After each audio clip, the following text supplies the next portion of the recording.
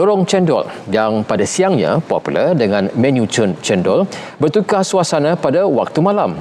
Bagaimana? Ikuti laporan Erwin Zaid.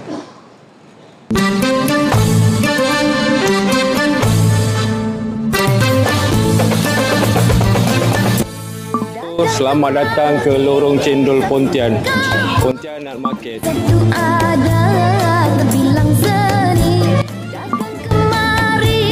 Bermula sebagai lorong yang sinonim dengan penjual cendol pada tahun 70-an, lorong ini berubah imej pada tahun 2023 menjadi lokasi komuniti Pontian berhimpun dan bersantai, seterusnya mengubah imej Pontian pada waktu malam.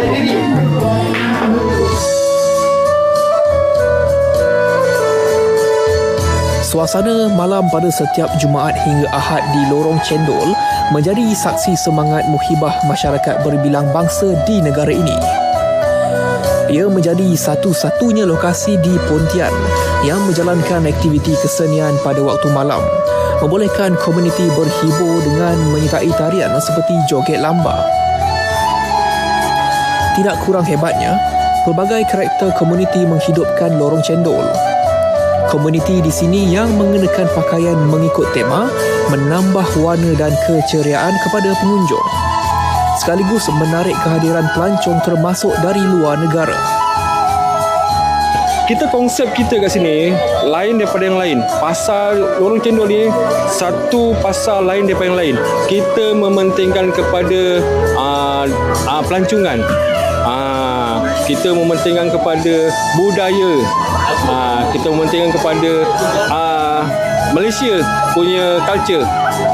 Di sini juga kita ni ada sediakan tema pakaian, permainan rakyat dan pelbagai-bagai jenis lah untuk rakyat daripada kanak-kanak hingga orang-orang tua. Boleh join sama dengan kita lah. Seiring sambutan diterima, Majlis Pembadaran Pontian menaik taraf lorong itu tahun lalu, menambah nilai estetika dan infrastruktur di lokasi.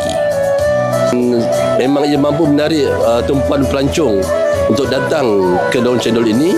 Apatah lagi tahun melawat Malaysia dan tahun melawat Johor pada tahun ini, saya yakin dan penuh kepastian bahawa ramai pelancong-pelancong yang datang pada siang hari akan singgah di sini untuk menikmati minuman cendol ini dengan konsep pelancongan santai.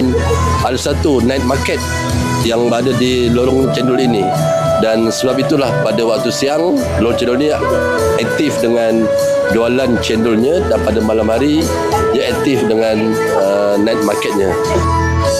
Produk pelancongan berasaskan tarikan komuniti mampu memanai kalender pelancongan pelawat dengan momen bermakna. Dan siapa tahu, sekali datang ke Pontian, berkali-kali mahu bertandang.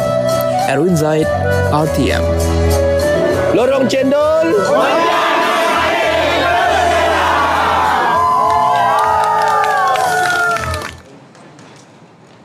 Sekian berita wilayah. Assalamualaikum. Salam Malaysia Madani.